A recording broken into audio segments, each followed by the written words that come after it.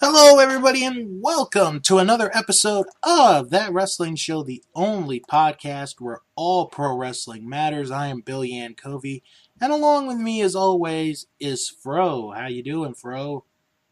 I'm doing pretty good.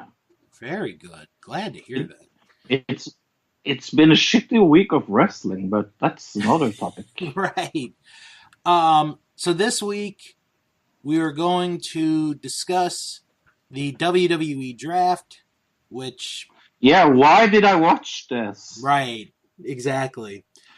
Plus, Oh. we're going to make our predictions for Bound for Glory, which is this Sunday. And, or as I very mistakenly called it on our show. I think I said what is the other big one they have? right, Uh Slammiversary? Slammiversary. Yes, I Oh, said it was yeah. Slammiversary on our show. I was like, yeah, and Slammiversary Sunday. And I was like, yeah, that's the show. Oh, good Oops. grief.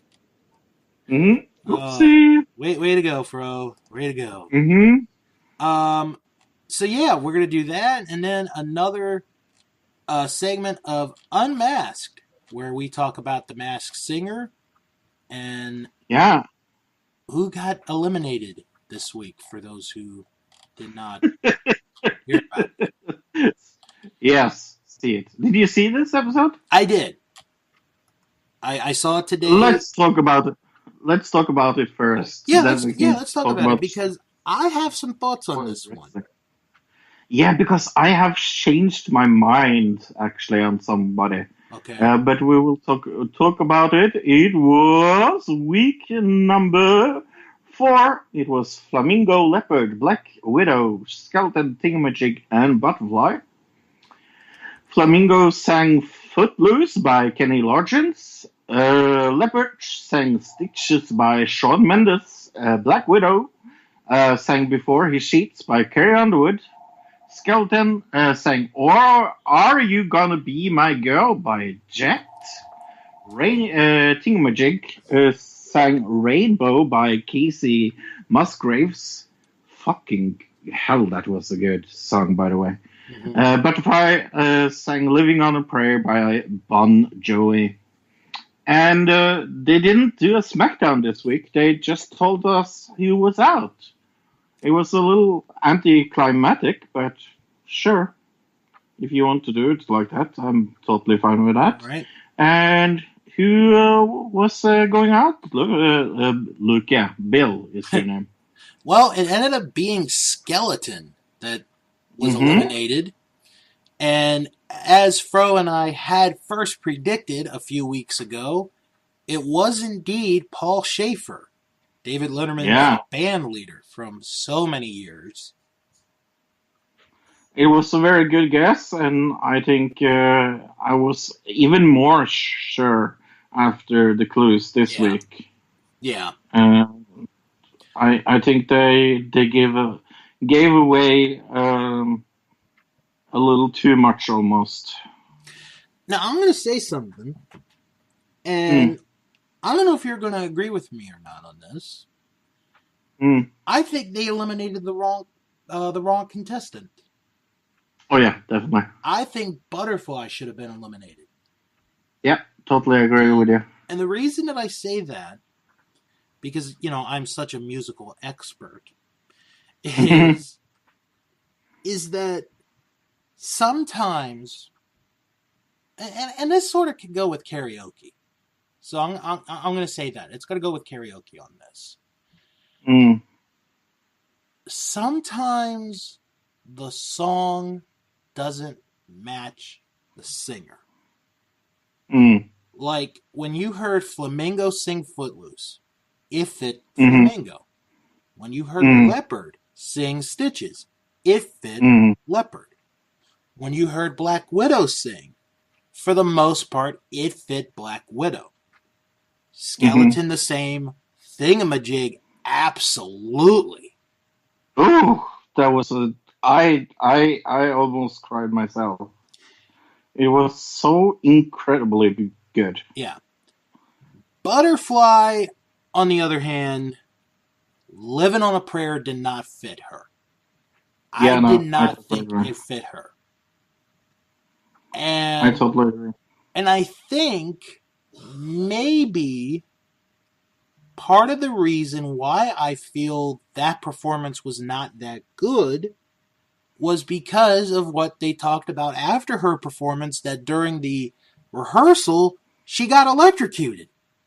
Yeah. And I wonder if that happening caused her to be a little hesitant in the performance of the song. Right. So I think ultimately they got the wrong person out. Do you want to go into who I think Butterfly is now? Go for it. I think it's Destiny Child singer Michelle Williams. All right. I'm pretty sure about that. I think it's in the clues. She spent time in London while performing musicals, and she was in rehab in 2018. And there's a very soulful voice there as well. So I think definitely it is. The one that I'm having the most trouble figuring out is Thingamajig. Well, I know it is a basketball player, but it is very clearly. But I think Ken Jeong made a good point. It might not be an athlete, though. Yeah, I have more problems with Flamingo, to be honest. Yeah. Because Flamingo, I really don't know. I have absolutely no clue where it comes to Flamingo. And you still agree that Leopard is RuPaul? No. Ooh. I have changed my mind. Okay. And I actually think that's Seal. You think it's Seal? Yes. And I will tell you why I changed my mind. All right. Is because of the voice this week. If you listen to that Stitch's performance, that sounds very like Seal. So either it's RuPaul as Seal, but I think could be Seal throwing a curveball, because I think RuPaul is a little too. You know what might be a big clue that I noticed that gave it away, that could be Seal? If you watch the video package, on the door, it said 1963. I caught that right away. I thought, okay, this person was born in 1963. So it could be Seal, it could be RuPaul. Yeah, it will be very interesting. Black Widow. Ooh. Raven-Symoné. No, I don't think it's Raven-Symoné. Yeah. No. I think it is probably Raven-Symoné. She's from Atlanta, Georgia. We have seen the peach in her second clue package. We also saw that she had a platinum record that she got with the Cheetah Girls. Yeah, so I think she's the child star Raven-Symoné. But Flamingo, I have no idea. I'm with you on that one. That one could be anybody. But do you know who they have said Thingamajig could be? It's a basketball player I have never heard of, called Victor Oladipo.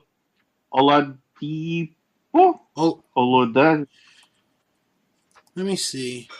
Victor Oladipo. Yes. Let me see. Would he fit that? Oh, I don't know. He's 6'4".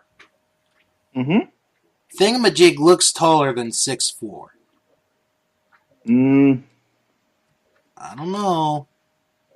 well, his number is 4, so it's on his jersey, and the first package said he was kept up in the place he plays for the Pacers. So there was a lot of clue there.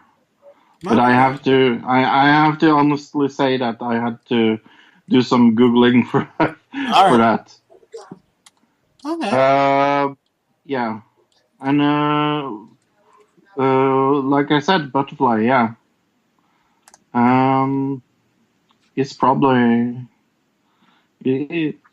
I think it is. I think it is the one I said. Mm-hmm. Michelle Williams. I do.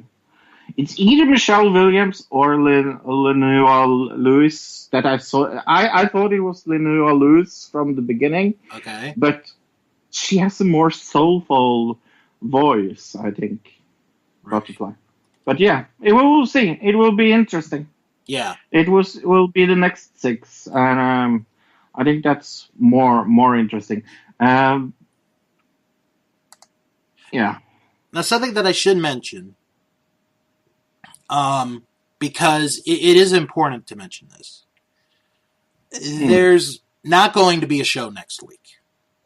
no. The reason for that is because it is Game 2 of the World Series with my Washington Nationals. My Washington Nationals. Are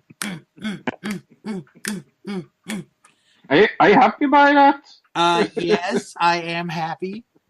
So, so we're not going to get a new episode next week, and depending on how the World Series goes, there might not be another episode the following week. The next one is November 6th. So, yeah, it's going to be a little while before we talk again about The Masked Singer. I can already tell you who I think the next 6 are. I will go through it very fast. But I think the Fox is actually Robin Williams.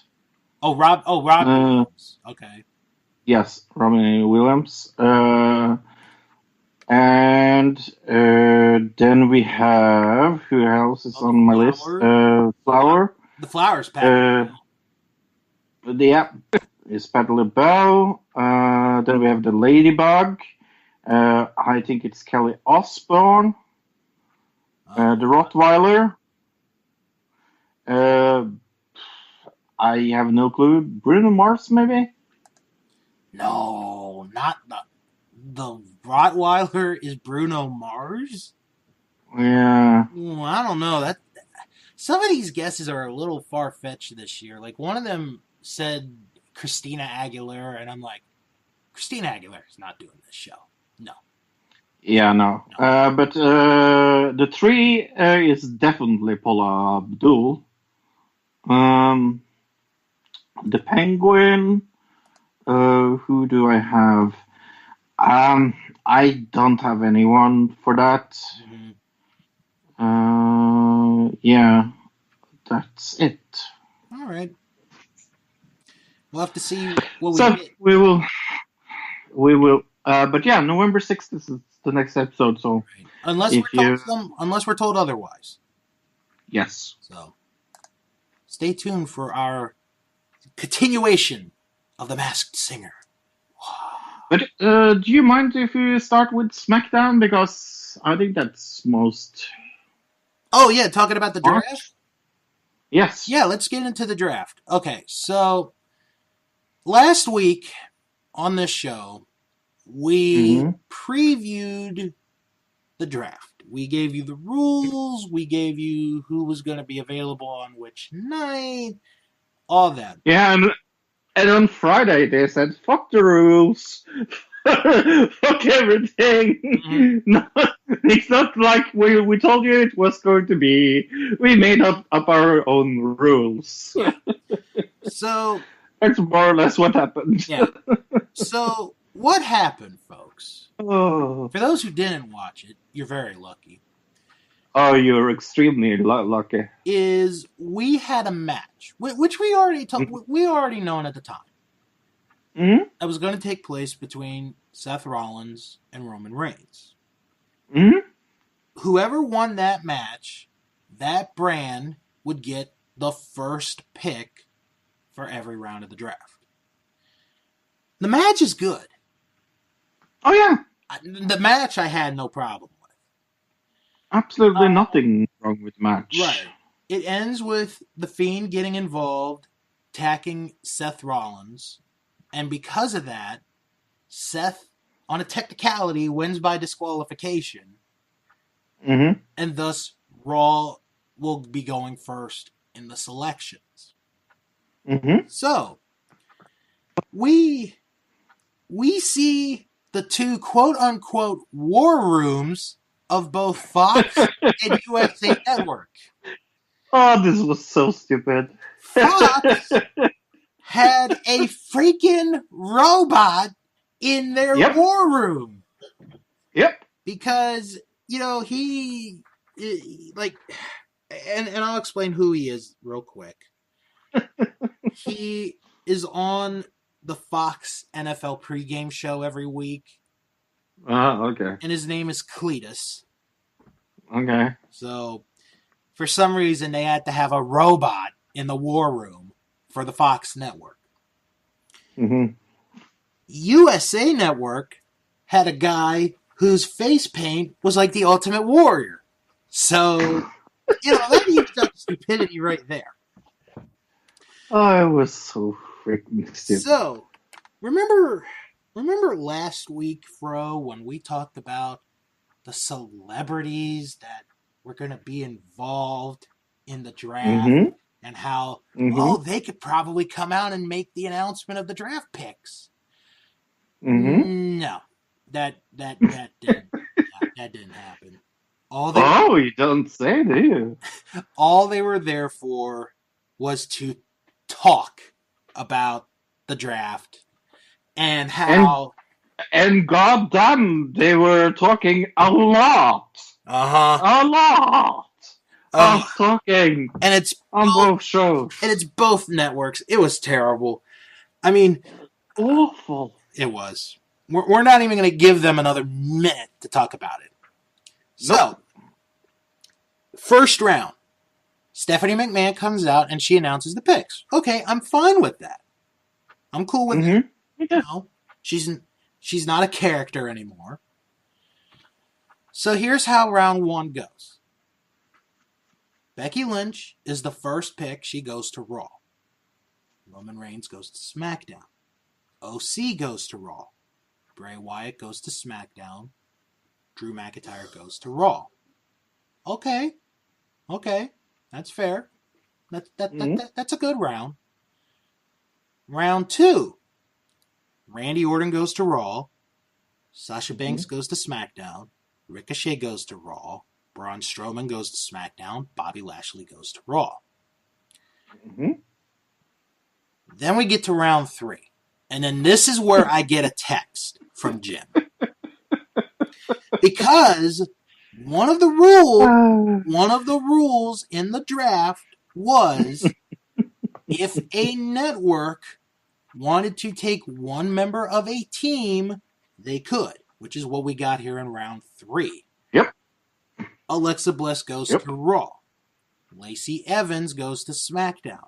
Kevin Owens goes to Raw. The Revival go to SmackDown. Natalya goes to Raw. And then I get a text from Jim, who, for those of you who don't know, he is the co-host with me for Eliminated, a Royal Rumble podcast. And he sends me an image. Now, Fro, I don't expect you to remember a lot of things, but do you remember when we talked about who was available on both nights? Yes. Remember the SmackDown list to any degree? Yeah. Who was the first name on that list? I don't remember. Okay. Becky Lynch was the first name on the list. Fro, WWE Okay, they went the laziest way to do a draft ever. Because the order that I read that list last week. What's the order? Yep. Was the same goddamn order of the list for SmackDown. That's funny. Oh, that's funny. That's funny. And then the fourth round, because remember, SmackDown is only a 2-hour show. Yeah. Viking Raiders go to Raw. Lucha House Party go to SmackDown. Nikki Cross goes to Raw, so they could have kept her and Alexa Bliss together, but no, they had to split them up. Heavy Machinery goes to SmackDown, and the Street Profits go to Raw. So, yep, the exact order that was read on this show last week was the exact same order that they drafted. That is lazy. That is the laziest way. Wow. The laziest way. So, other than that, I fell asleep and did not watch the end of SmackDown. Yeah, I can tell you it was absolutely not interesting. Oh, man. And you know, and I want to mention this story real quick. Because on Sunday, I got a call on my phone, which I don't normally get a lot of, which I'm actually okay with, because I text more than I call. I get a call from my nephew, Michael, who is the wrestling fan of the four nephews. And we talked about SmackDown. But we didn't talk about the SmackDown that happened Friday. We talked about the previous one. Folks, I want you to know that my nephew has the knowledge of wrestling already. Because you know what he said to me? No. His least favorite part of SmackDown from the first week was the Brock Lesnar Kofi Kingston match. Good. That boy is smart. I taught that boy well. Good boy.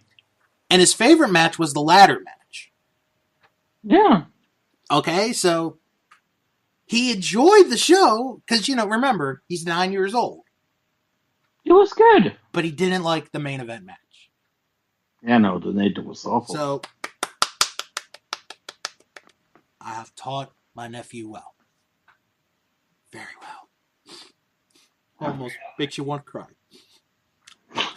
Don't cry for me, Argentina. All right. So, to Raw Monday night. If you thought SmackDown was boring. Well, wait till they do the same stuff just for 3 hours instead of 2. It had a nice ending to the show, though. It had a very good ending. It did. The ending was very good.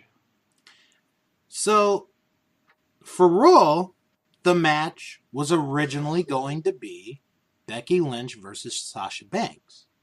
But because of the Hell in a Cell match, which we all loved, Sasha Banks was not medically cleared to wrestle. Her tailbone was injured. So they had to replace her with Charlotte. And again, we had a good match. We had a good match. It was okay. Not as good as the one on Friday, but it was a good match.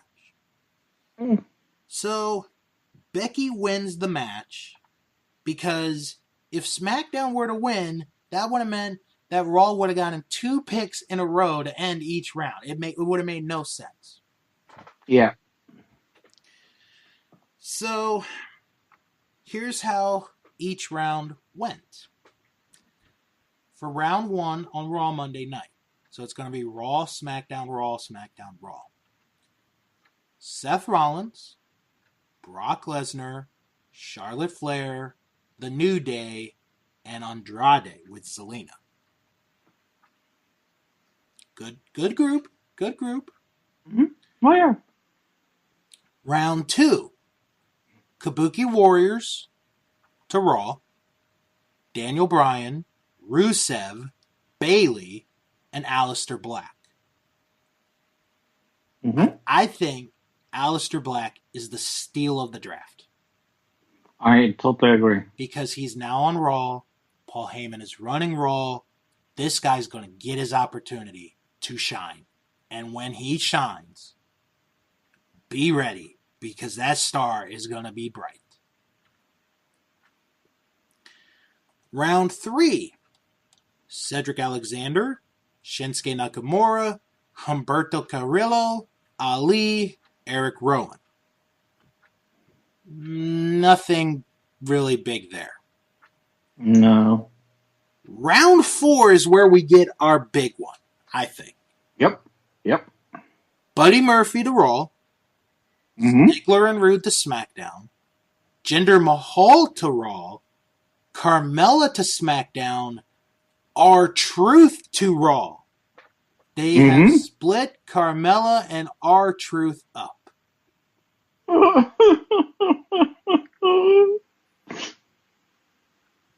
So that means R-Truth, unless he can find someone, won't have protection for the 48/7, 24/7, 7-Eleven European Intercontinental title.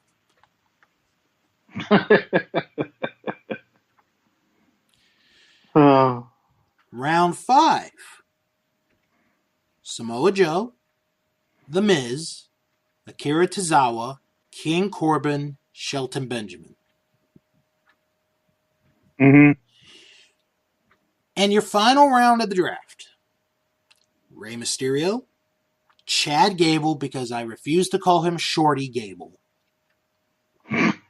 Titus O'Neil, Elias, and Liv Morgan.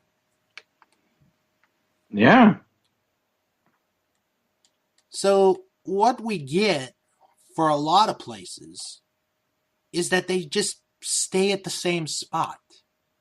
Yeah. Which is a very problem that stale. a lot of fans had. Yeah, a very stale draft. I was just going to say that. Very stale draft. And then, after the draft is over, T mentions on Raw that there could be a trade announced. Okay. Yeah. What was this all about? No one mentioned a trade until that very point. All out of nowhere as well. Exactly. I wonder if it was told to him on the air. I think it was. So, on WWE Backstage, you know, that new studio show that they're going to have on Fox Sports. That I'm totally going to see. Right, because apparently they had a preview episode, which nobody really cared about. Mm-hmm. Are you ready for the trade? Oh, no. Raw traded Alexa Bliss and Nikki Cross to SmackDown. Wow. In exchange for draft picks that probably will never happen and we'll never remember. And then... Oops. Perfect timing. Then Fro can't turn off his phone. Yeah. Right. And then, to make things even more fun, there's the free agent rule, where any team or any, person or team that was not drafted could be signed to either Raw or SmackDown. Here's who were signed, quote unquote, and are going to Raw and SmackDown. Raw signed No Way Jose, Mojo Rawley, Zack Ryder and Kurt Hawkins, Hayden Royce and Billy Kay, and Sarah Logan. Mm-hmm. Wow. Yeah. What a... Amazing. Yeah. Mm-hmm. So good. Yep. SmackDown signed Luke Harper, Good one. Cesaro. Good one. That is a good one. Yep. Drake Maverick, Uh, Sonya Deville and Mandy Rose, mm-hmm. and Dana Brooke. I mean, who the fuck did get the best pick there? Oh, let me guess. Was it SmackDown or was it SmackDown? I'm gonna be completely honest with you. I don't think anybody got anything good out of this. And then I forgot to mention this.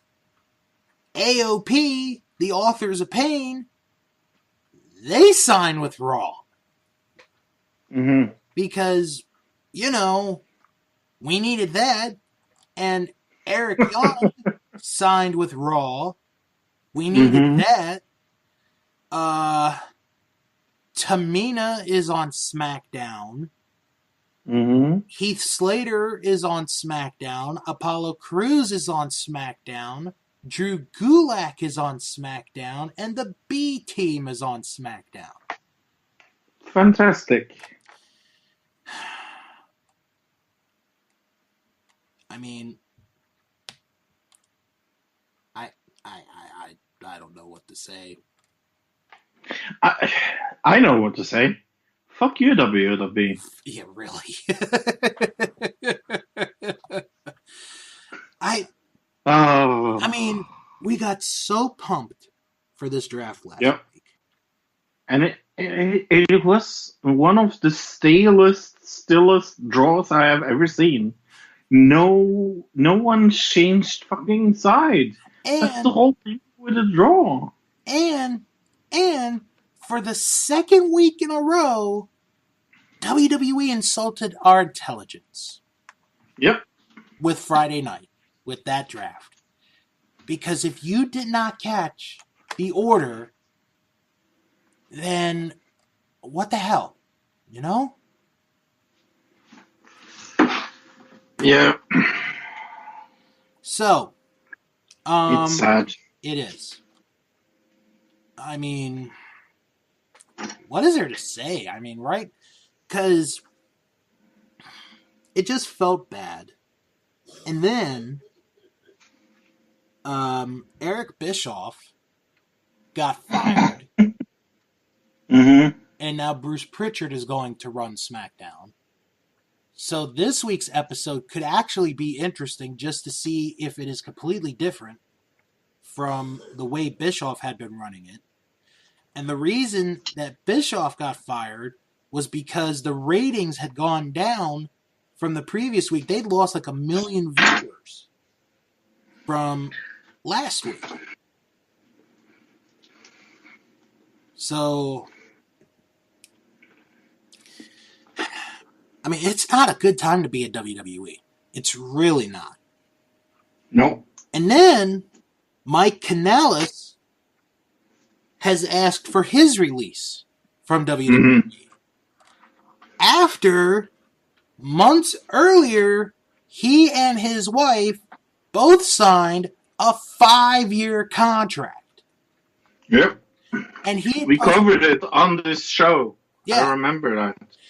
And he had posted a very well-written, generous, from the heart message saying, I don't want to be working at a place where I do nothing and get a check. I don't want my daughter to see me not happy every time I come home from my job.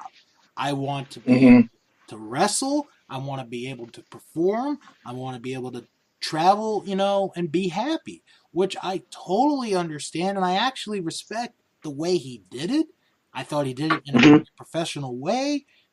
And I don't know if he's going to get his release or not. I really hope he does, because I think there's still something in there and he could be very useful in another promotion. Mm-hmm. So, him in Impact, for example? I would love to see him in Impact. I think anywhere right now would be a very good spot for him. Anywhere. Mm-hmm. It didn't matter if it's Impact, AEW, Ring of Honor, MLW, New Japan. I don't think it really matters. You know, as long as he's somewhere, he's going to be used. I think so, yeah. So, let's get back to Raw real quick. Mm-hmm. Because Seth Rollins wants to end this feud with Bray Wyatt, and he's going to find the Firefly Funhouse tonight. We get a Raw Tag Team title match, which ended up being decent. Viking Raiders winning the tag titles. It wasn't that good, no. Yeah. Mm-hmm. Street Profits look like they're going to have their first feud with the OC, which could be very interesting. And then, let's tell them about the main event match. Good, yes, let's do that. Tell them. Now, this was not advertised as the main event match, but it ended up being it. Kabuki Warriors against Natalya and a mystery partner. Yeah. Who did you think this mystery partner was? I had no idea. Me neither. And it ends up being Lacey Evans. Why? That is the best question you could have had this week. I mean, it makes absolutely no sense storyline-wise. No. Because Lacey's on SmackDown. Why is she even here on Raw? Yeah, no clue. So they have their match. Kabuki Warriors win. Oh, I almost forgot. The contract signing with Bray Wyatt and Tyson Fury, and how Tyson Fury cannot break a pin for his life. Oh my gosh. They took him 6 tries before he could break a pin. It was so stupid. Because Bray's like, I'm going to show you destruction. Bray smash. He breaks the table. Tyson Fury picks up a pen.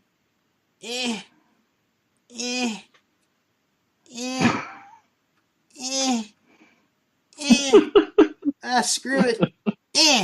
There. That's what I think of you. Oh, man. Saudi Halloween Havoc's just around the corner, folks. Just remember that. Mm-hmm. Just remember that. The same day as Brexit. That's all I have to say. Jeez. One of these things will not be as the other. Okay, so to the ending of Raw, which was actually a good ending. Hallelujah. We get another episode of Firefly Funhouse. And so good. Ramblin' Rabbit, he's still alive. And I'm so happy to see that. I know. So Ramblin' Rabbit, he's scared because Seth Rollins is going to come. And, he's going to fight him. So they have a fight. And Seth beats up on Bray Wyatt. And it's just Bray Wyatt, not Fiend Bray Wyatt. It's Bray Wyatt. And Seth burns it down. And that is how Raw ends. Now, did you like this ending? Because I did. You like? Oh, yeah, I thought the ending was good. Now, the reason for this to happen. Are you ready for this? The Fox executives did not want Firefly Funhouse on their show. Why? I don't know. It's so good. And then we get the saddest news of all from Bray Wyatt directly. Ramblin' Rabbit's dead! Why? Why was this poor, innocent $35 rabbit that you can buy on WWEshop.com have to die? Again. Yep. Lower the price, and I'll buy the Ramblin' Rabbit puppet. How much is it? $35. Oh, I that's too am expensive. not buying a $35 puppet. Yeah, no, that's too expensive. So, to put it nicely, the draft sucked humongous. Mm-hmm. But at least AEW was good, right? Yeah, I thought it was decent this week. It was totally okay. Yeah, I mean, well, Yeah. it's like I said, coming home from the Metro the night of the first Dynamite episode. Mm-hmm. Every week can't be a home run. Every week can't. I think this is. Yeah. Yeah. I do think this is the weakest show they have had. Oh yeah. So far. And they had the more stacked card of the two, if you looked at it. Yeah. Yeah. But I think the first match, the tag team match, was really good. I liked what they are doing with him. Is he hurt in real life? Was that why he couldn't wrestle? I don't have a report on that. It may be a storyline injury. Okay. Because Daniels didn't wrestle because he got hurt outside the ring of the Lucha Brothers. Mm-hmm. Which was a very Lucha Brothers. Yes, very, very. Because when they were going to wrestle against the Green Guys, as I call them, because I didn't care enough to catch their name, two Stooges that was there to barge for them. I was like, oh, cool. This was going to be a super fast match, and it was a super fast match. Yeah. The main event was good. I don't know. I didn't like it.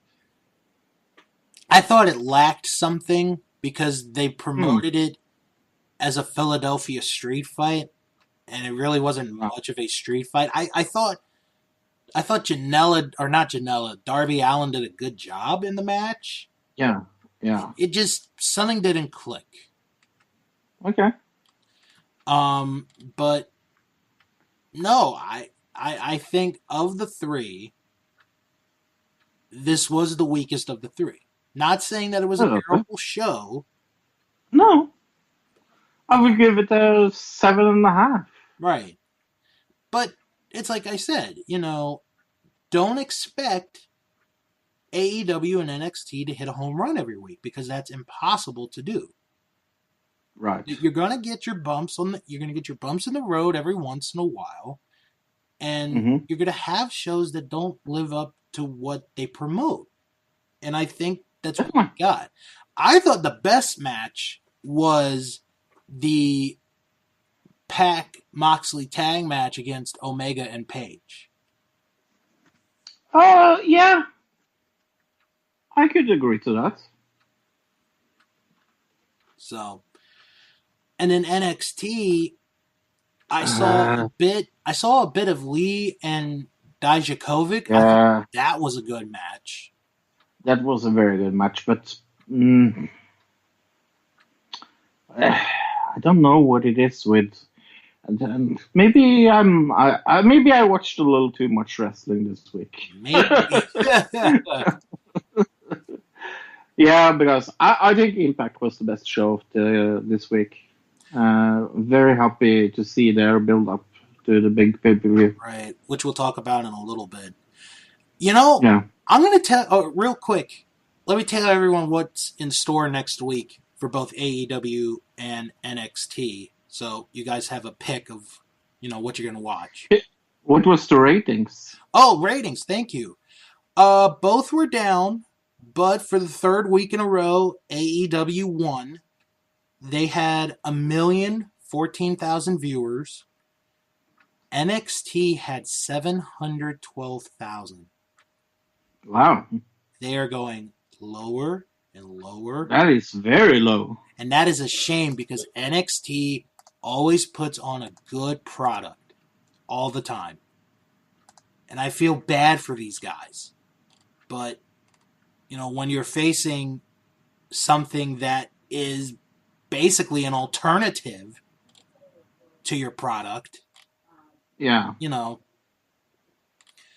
So, AEW, next week. This is what they have lined up for Dynamite.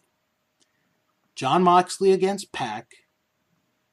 The semifinal matches of the AEW Tag Team Title Tournament, which will be the SCU against the Dark Order and Private Party against the Lucha Brothers. Should be some good matches. Plus, Britt Baker will be in action as well. For NXT, as of right now, it is Bianca Belair against Rhea Ripley and a triple threat match for the North America title, Roderick Strong, Keith Lee, and Dominik Dijakovic.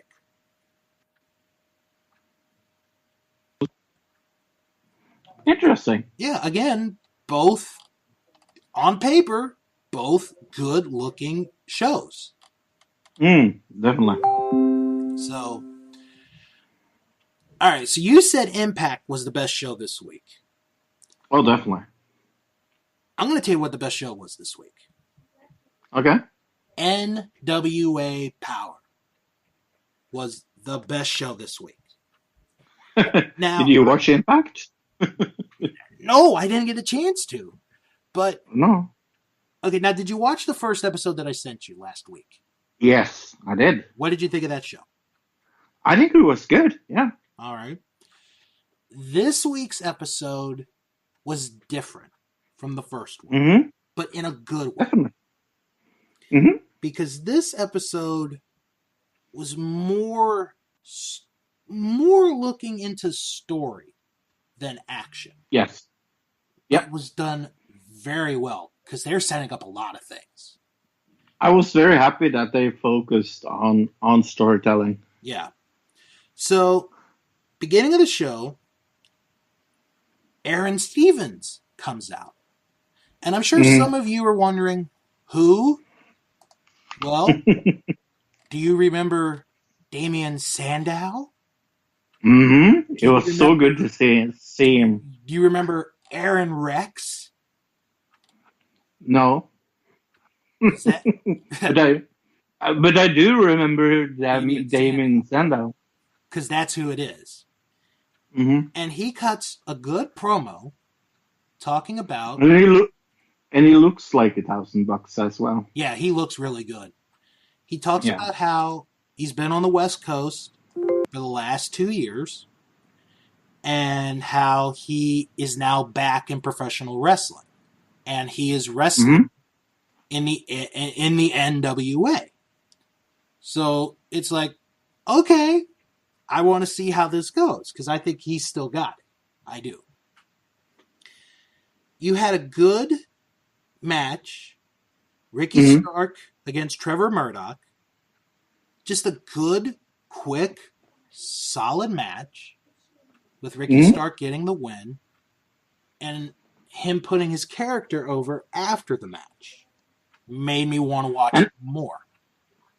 And again, this is free on YouTube, everybody. Yes, it is free on YouTube and Facebook as well. So, but mainly I've watched it on YouTube, the past 2 episodes. Colt Cabana comes out. He's going to have a tag team match. We don't know who his partner is going to be. He announces the partner, and it is Mr. Anderson. And he gets a huge pop for that. So he's now in the NWA. It's like, okay, all right. I could see where this is going. They have their jobber tag match. They get the win. Looked good together as a team. We're supposed to have an interview later in the show with Nick Aldis and Camille. So remember that. We get a non-title women's match Allison Kay against Ashley Vox, which is good. This is a good match. And it was good women's wrestling. Not the best women's match of the year, but it was good. I enjoyed it. I thought it was well done. Allison Kay comes off looking fantastic as the women's champion. She comes off as someone who could be champion for a long time. Then James Storm comes out to cut a promo, and he talks about how since Tim Storm can no longer have another shot at the NWA World title, he's going to be the next in line for the title because he's the National Heavyweight Champion. And out comes Eli Drake. And Eli Drake says, you know, I got nothing against you, but when you win that world title, when you're looking for contenders, remember me. So it looks like there's something going to develop there with James Storm and Eli Drake. This is getting good. This is the way this is being set up is good. It's very interesting. It is. Then we get the main event, which is for the NWA World Tag Team titles. Eddie Kingston and Homicide against the Wild Cards. It was a slow build into the match, and then it was starting to get there. It was starting to get good when all of a sudden the Dawsons come out and attack Kingston and Homicide to end the match. So we basically got a no contest. That I thought was the weakest part of the show, but it wasn't something that ruined the show. Nothing really ruined the show this week. Then I totally agree. Then the final segment, and I thought this was done fantastically, was this sit-down interview with Nick Aldis and Camille. For those who don't know who Camille is, last year, Nick Aldis, in storyline, hired Camille as his insurance policy. Basically, to even the sides if somebody had, someone on their side. So the whole interview, or part of the interview, is about Aldis and the title and how he's had it for a year. He actually has held the title for a year now. But the best part is the interviewer trying to get Camille to talk. Now, first off, I just want to say Camille is a beautiful, attractive lady. Mm-hmm. She is, but she could kick your ass too. If you ever follow her on Instagram, she's pretty cool. She is. I'd love to have her on the show someday. She doesn't say a word. And I like that. Yes. It's very mysterious. It's very building up to something. Mm-hmm. Because something is going to happen. What it is, we don't know right now. No, I don't want to know. And then they had mentioned this a couple times in the show, but they mentioned it again at the end. The NWA is going to have a pay-per-view on December the 14th.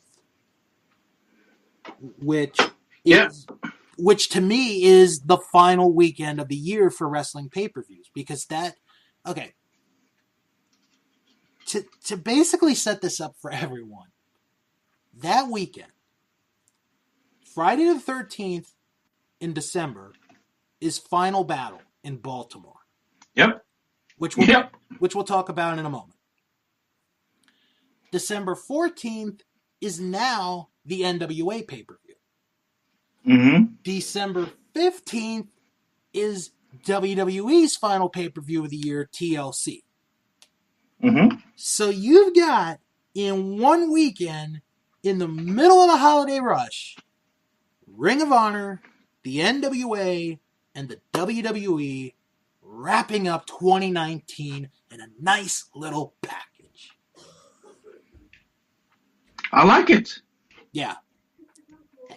And what I have to say about the NWA product after 2 weeks. It's amazing. It is. Is it taped? Yes, it is. But you know what? It's okay that it's taped. Yep. It's I don't get spoiled. Right. It's a studio environment. It's a TV studio environment. The commentary is good. These wrestlers, you can believe in to a degree. There's nothing terrible. There's nothing insulting about it.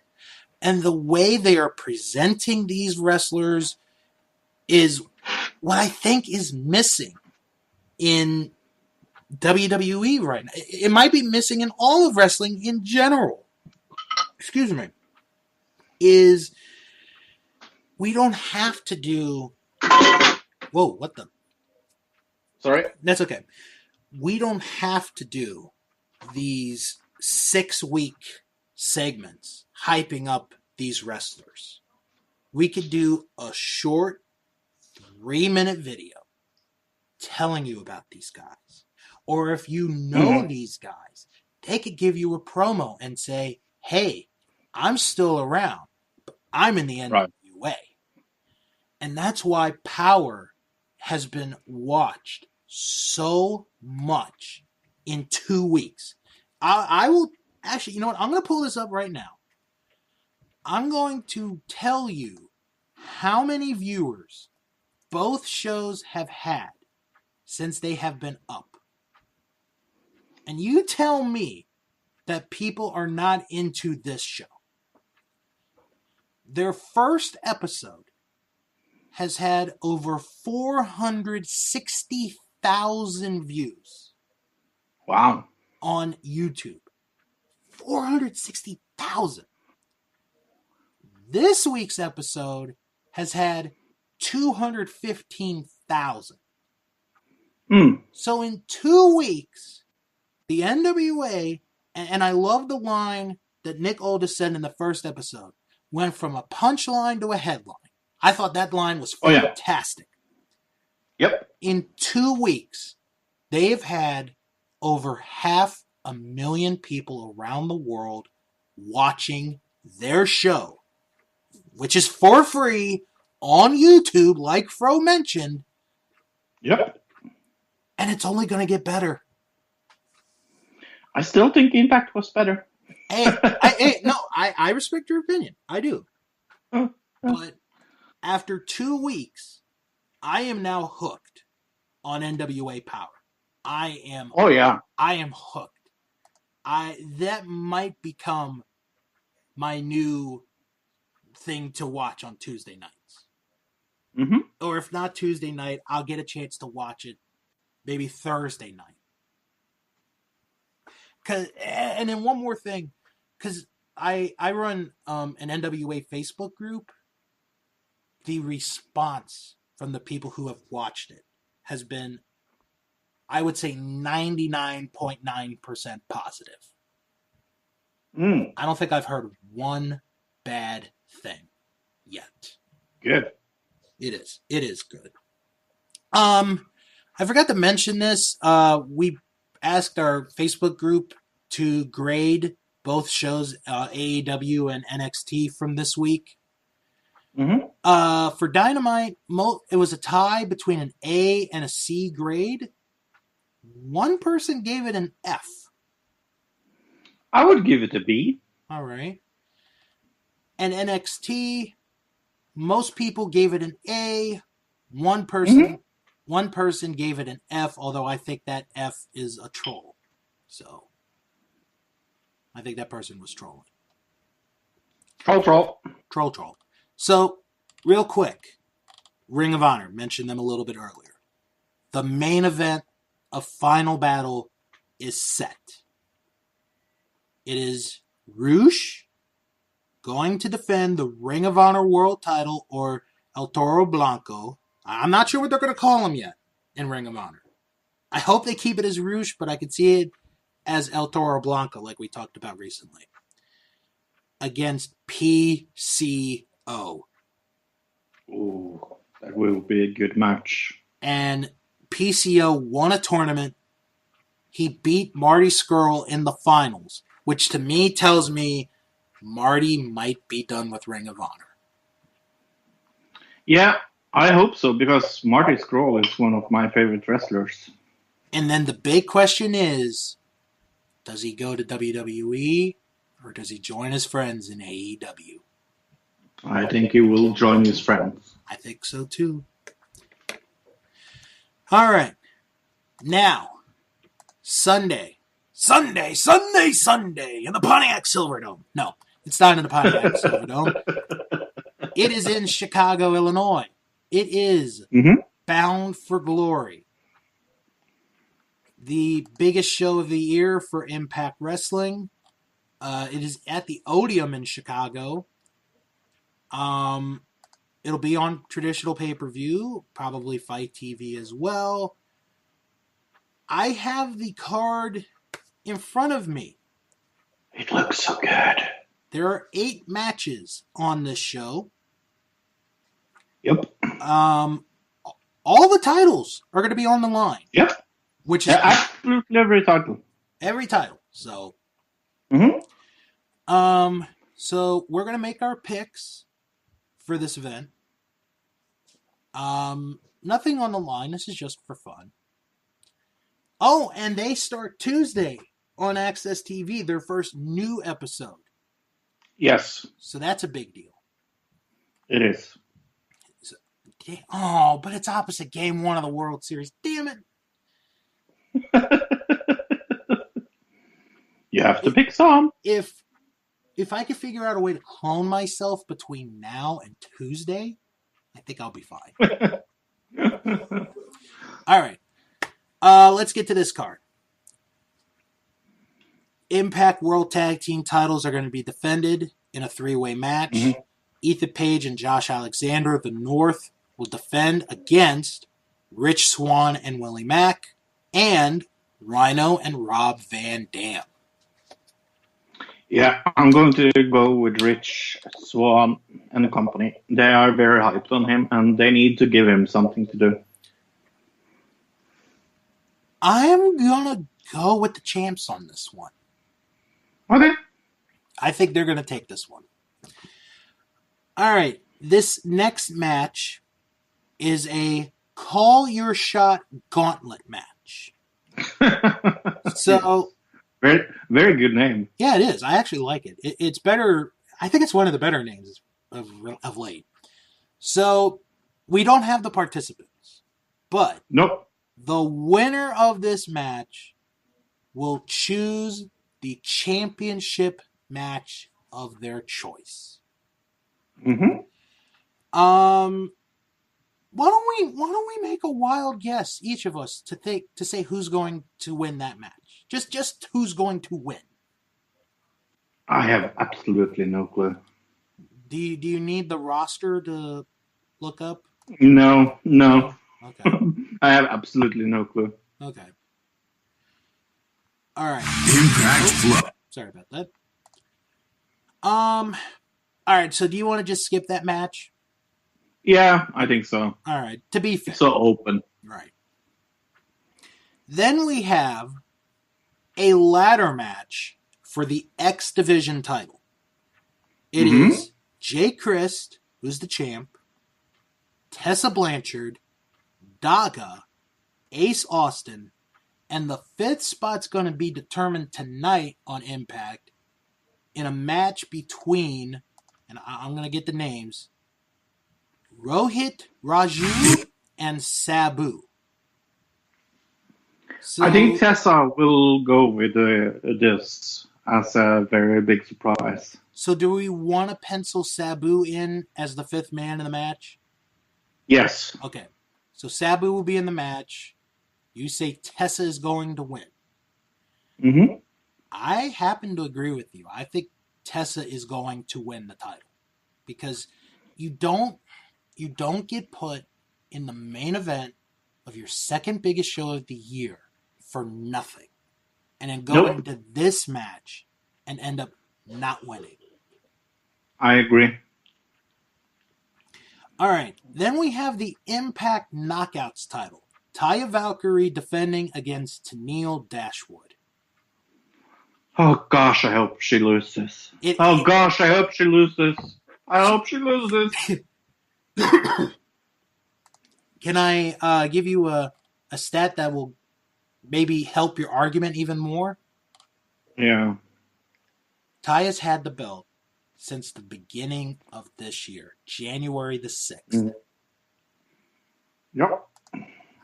I think Tennille is going to win the title. I really do. I really hope so. All right. Then we have what I like to call, Fro, an international 6-man tag team match.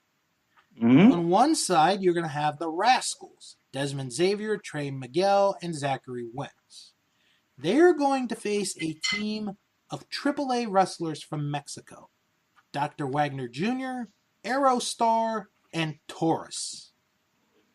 I'm going to go with Mexico because this is for absolutely nothing and they need something to put on over. Absolutely. I agree with you. I'm going with the Mexicans on this one. I mean, it's very obvious. Yeah. Then we have what I think could be the show stealer of this pay-per-view. Michael Elgin versus Naomichi Marufuji from Pro Wrestling Noah. That is going to be a hell of a match. I totally agree with you. But I feel a little sad because the one from Pro Wrestling will not get this. So I'm going to stay with the champ. Well, I mean, it's not a title match. No. But, Oh, it's not a title match. It's not a title match. Oh, I forgot about that. Yeah, then I will go with the Pro Wrestling one then. Okay. I'm going to say Elgin wins this match. Okay. Then we have an interesting match. This one. Ken Shamrock versus Moose.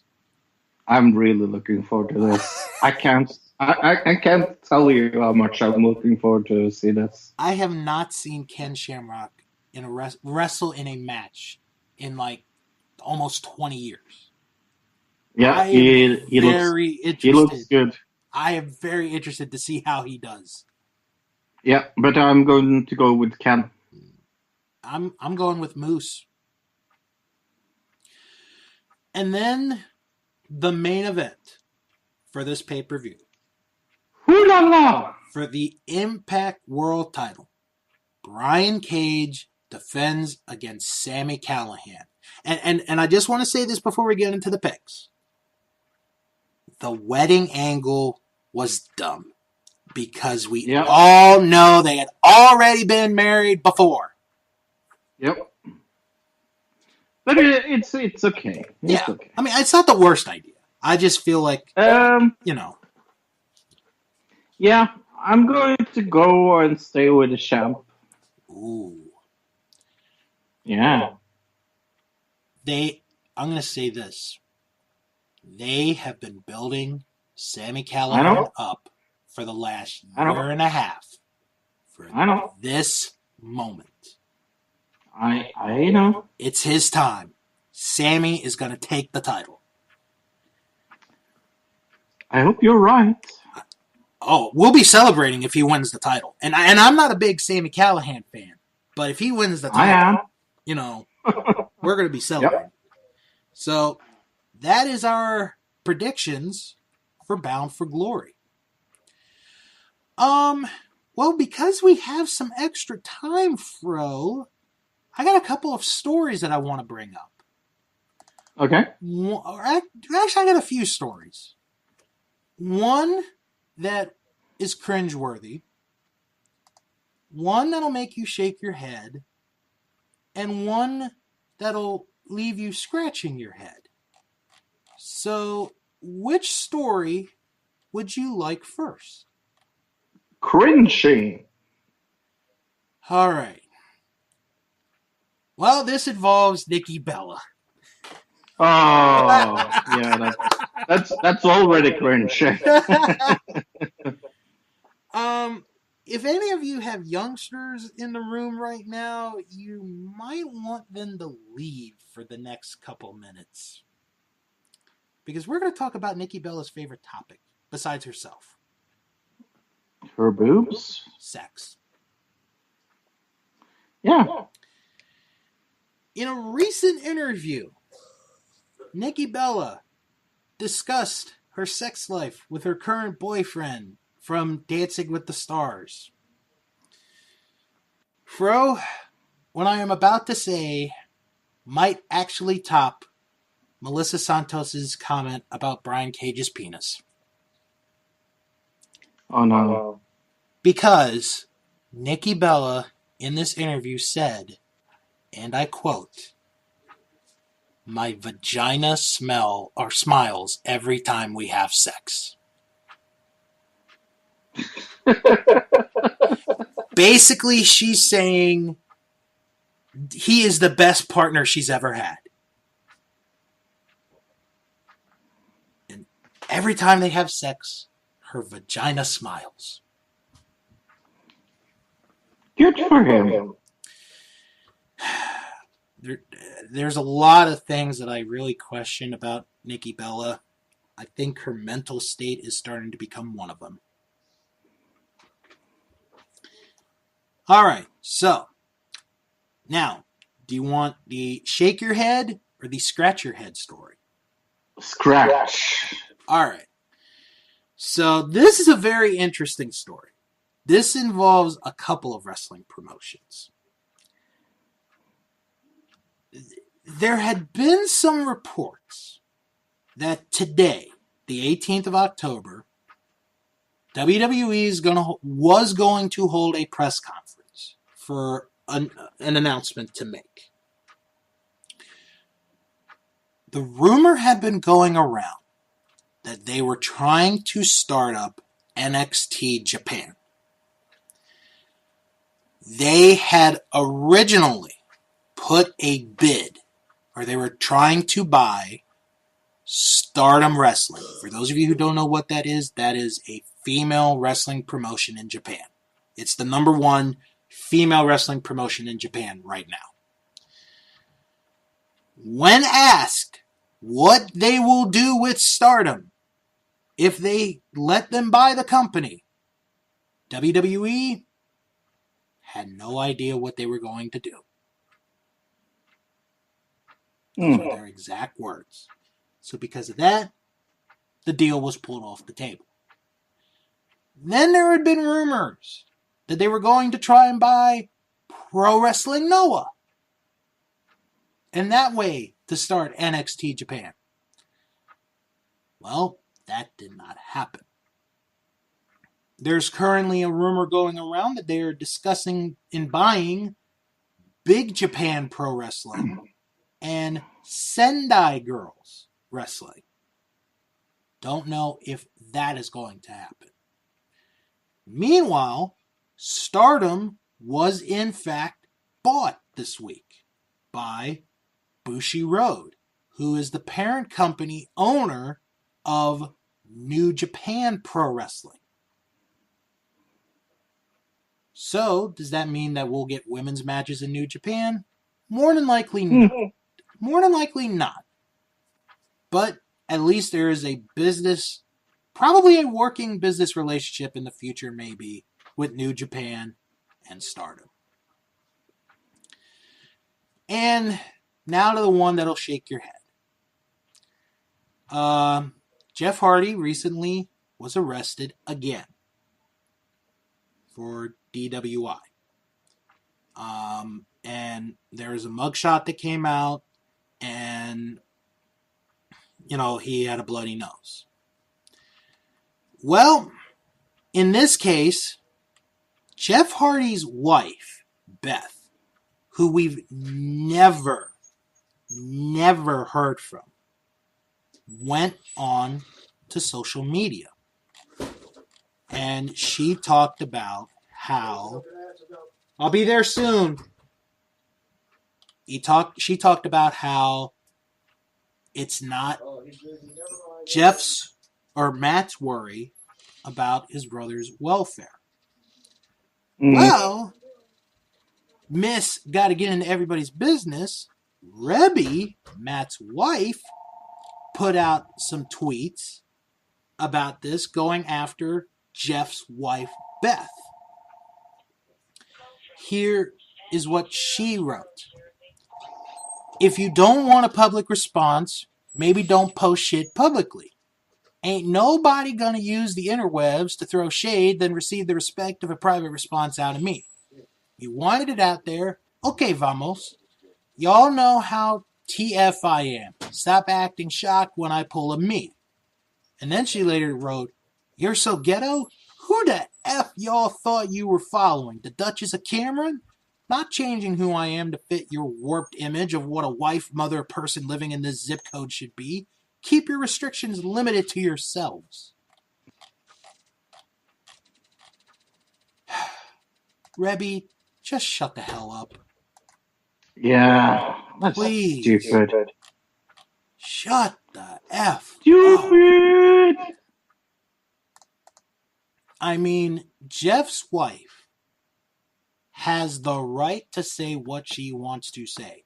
If she feels that Jeff's brother shouldn't know, it's her prerogative. Oh, don't make this a family feud. Please don't. No. Please don't. All right. So, on that note, we're going to start wrapping it up here for this week. If you got any questions or comments, leave an email. WrestlingMan@thatwrestlingshow.com. I will read your emails here on the show. Follow the show on Twitter @WrestlingShow11. Don't forget to join the Facebook group. It is That Wrestling Show fan group. Join or follow the website, thatwrestlingshow.com, and follow my Patreon page, patreon.com/Bill's World Podcast. Fro, what do you have this week for another Digital Citizen?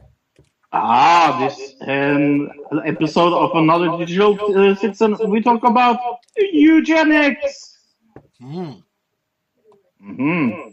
Was it all the Nazis, or was it not? Right. All right. Well, let's plug some friends of the podcast, or podcasts that we like. Shark Spawn! Shark Spawn! Oh, yeah, Shark Spawn, yes. Fro and I, we discuss the newest episode this week, Let Them Eat Goo. You'll get to hear what we think about that episode and more. Our Vantage Point, the Retro Wrestling Podcast with Joe Murata and Michael Quinn, they had their season finale this week, and they had some very interesting topics. They discussed how the internet wrestling community has shaped wrestling. That's a very well done topic that I actually recommend everyone go out of their way to listen to. Plus, they finish the royal flush of the worst finishing moves of all time. Fro, what's your least favorite finishing move of all time? The 5-Knuckle Shuffle! Mine is the 619. And Stereo. Yep. And they review an episode of Thunder in Paradise with Hulk Hogan. Oh my gosh. You have to listen to this review. It is fantastic. It is fantastic. That is our Vantage Point, the Retro Wrestling Podcast. Check out the Wrestling Podcast About Nothing with former referee Mike Crockett and Ring of Honor superstar, the Brawler, Brian Malonis. This week, they discuss a day in the life of a WWE extra, and they discuss the weirdest wrestling venues they've ever been in. That should be a very interesting conversation there. That is the Wrestling Podcast About Nothing. And if you're looking for a podcast done with only one individual, may I recommend Greetings from Allentown with PWP Wilson. He watches one episode of wrestling each week in his own unique way. This week, he reviews an episode of WWF Mania from May 8th, 1993. So the road to the very first King of the Ring pay-per-view should be very interesting. If you're looking for non-wrestling related podcasts, let me recommend the Best Pick Movie Podcast with John, Jessica, and Tom. three fans of movies who watch every Best Picture Academy Award winning movie. Well, basically, you guys got what I meant, in no particular order. This is a special episode this week because this entire episode is dedicated to Alfred Hitchcock. And if you haven't seen an Alfred Hitchcock movie, shame on you. And check out Unspooled with Paul and Amy, where they watch each movie of AFI's list of the 100 greatest movies of all time. This week, this is the one that I've been waiting for. They discuss The Godfather. The Godfather? The Godfather. The first one. Good. That is in my top 5 favorite movies of all time. It's a good one. Yep. And also check out, real quick, Eliminated, a Royal Rumble podcast with myself, Jim Boy Star, and our special guests are from the latest episode with Battle. We start the Shawn Michaels Triangle of Hate as we discuss the 2010 Royal Rumble match. So check that episode out. Next week, should we make next week our Halloween episode or the week after? Up to you. I might make it the week after next because it's timed very weird this year. But anyway, next week, Fro and I, we're going to review Bound for Glory. We'll talk about what we like, what we didn't like, and if it was a good pay-per-view at all. Plus, we'll give you our wrestling news, our thoughts on TV shows of the week, and a whole lot more. So on that note, everybody have a good, safe weekend. If you're going to Bound for Glory, have fun in Chicago.